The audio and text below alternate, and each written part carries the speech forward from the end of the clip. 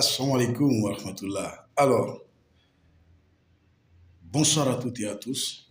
Je suis très ravi de vous retrouver encore une fois pour pouvoir parler d'une autre thématique aujourd'hui.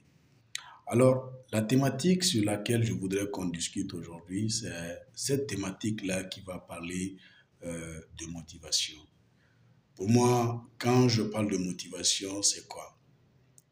C'est le fait que vous puissiez aujourd'hui faire quelque chose que vous aimez réellement sans pour autant avoir peur de ce que pensent les autres.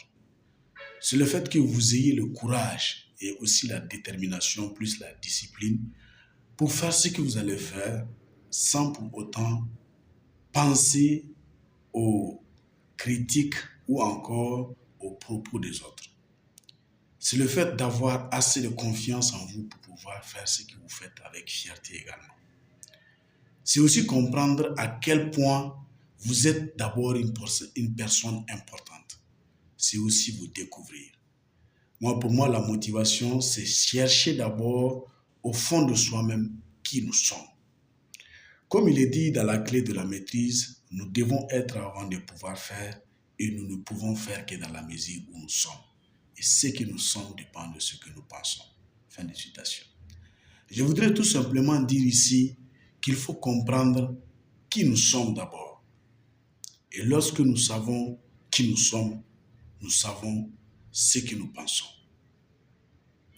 On dit tout simplement que lorsque vous êtes capable de réfléchir vous-même, lorsque vous êtes capable de penser vous-même, de mettre en place vos propres plans, vos propres stratégies, vous avez assez votre confiance en vous-même pour pouvoir relever vos propres défis. La confiance en soi, la motivation et également l'estime de soi, si on peut les jumeler ensemble, moi je dirais, ce sont des choses importantes qu'il vous faut dans la vie aujourd'hui. C'est très difficile dans ce monde-là où chacun veut devenir quelque chose, mais chacun a peur une fois qu'il entame les procédures par lesquelles il doit être quelqu'un. Il a peur des propos, il a peur des critiques, il a peur des obstacles, il a peur des défis, il a peur de tout ce qui peut lui arriver.